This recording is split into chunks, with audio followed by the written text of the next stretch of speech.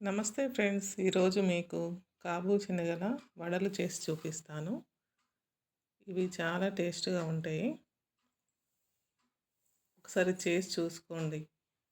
చాలా బాగుంటాయి.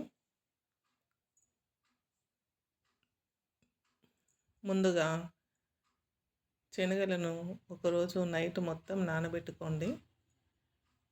నానబెట్టుకొని ఈ విధంగా అయ్యే వరకు, మెత్తగా అయ్యే వరకు నానబెట్టుకోండి ఒకరోజు నైట్ అంతా.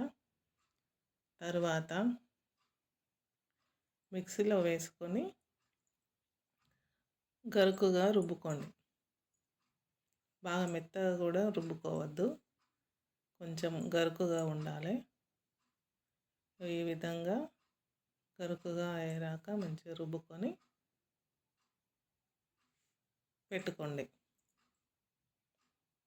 తర్వాత దాంట్లో కొత్తిమీర, పచ్చిమిర్చి, ఉల్లిగడ్డలు,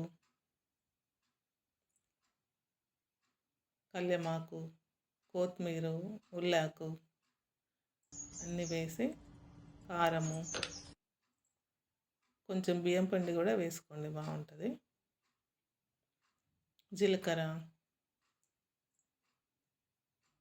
వేసి, ఉప్పు వేసి మంచిగా కలుపుకోండి. మంచిగా అన్నీ కలిపేటట్టు, మంచిగా అన్నీ కలిసేటట్టు మంచిగా కలుపుకోండి. ఎంత మంచిగా కలుపుకుంటే అంత మంచిగా ఉంటాయి. తర్వాత ఒక్కొక్కటి ముద్దలాగా చేసుకొని వడల్లాగా చేతి మీద ఒత్తుకోండి. తర్వాత ముక్కుట్లో నూనె పోసి మంచిగా వేగిన తర్వాత ఒక్కొక్కటి మంచిగా వడల్లాగా చేసుకుంటా ఈ విధంగా వేసుకోండి. చిన్నగా పెట్టి వేయించుకోండి. ఇట్లా ఈ విధంగా వచ్చే వరకు, ఎర్రగా వచ్చే వరకు చేసుకోండి. చాలా టేస్ట్గా ఉంటాయండి ఇవి. ఒకసారి చేసుకొని చూడండి ఎంత బాగుంటాయో.